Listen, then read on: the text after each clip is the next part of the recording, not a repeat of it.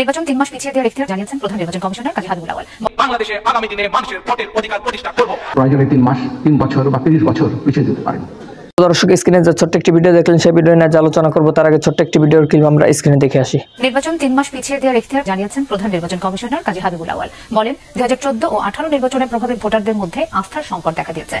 প্রিয় দর্শক, আমরা এখন খবর পাচ্ছি যে এই নির্বাচন 7 জানুয়ারি যে নির্বাচন দ্বাদশ জাতীয়, এই নির্বাচন বলে 3 মাস পিছিয়ে দেওয়া হয়েছে। আসলে কি তাই?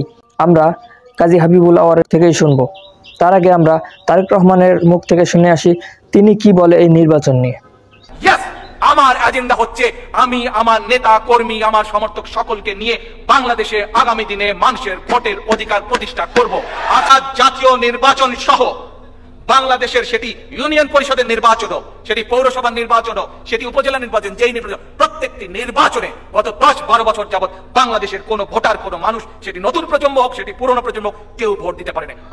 প্রিয় দর্শক, তারেক রহমান কিন্তু বলতেছে যে জেলার নির্বাচন হোক, থানার নির্বাচন হোক, অথবা কোনো এমপি, যে কোনো নির্বাচন হোক, দ্বাদশ জাতীয় যে আমাদের বড় নির্বাচন, এই নির্বাচন হোক, কোনো নির্বাচনেই কিন্তু কোনো ভোটার তারা ঠিকমতো ভোট দিতে পারছে না। যাই হোক, এবার আমরা বিস্তারিত শুনবো 3 মাস কি 3 বছর পিছিয়ে দেওয়া হয়েছে কিনা এই নির্বাচনটি। তো আমরা স্ক্রিনে দেখি কাজী হাবিবুল আওয়াল কি বলে। ওনারা নির্বাচনটা যদি আরো 3 মাস পিছিয়ে দিতেন ভালো হতো, কারণ রাজনৈতিক দলগুলোর মধ্যে ঐক্যমত্য হয়নি। আমরা মনে মনে প্রথমত 3 মাস পিছিয়ে দেওয়ার কোনো রকম এখতিয়ার নির্বাচন কমিশনের নেই। কিন্তু অনেকে একটা বিভ্রান্ত ধারণার বশবর্তী হয়ে পড়েন, মনে করেন যে নির্বাচন কমিশন অসীম ক্ষমতার অধিকারী, প্রয়োজনে 3 মাস, 3 বছর বা 30 বছর পিছিয়ে যেতে পারেন। প্রিয় দর্শক, ভিডিওটা যদি ভালো লেগে থাকে অবশ্যই একটি লাইক দিবেন। আপনারা যদি এই চ্যানেলে নতুন হয়ে থাকেন অবশ্যই চ্যানেলটি সাবস্ক্রাইব করবেন।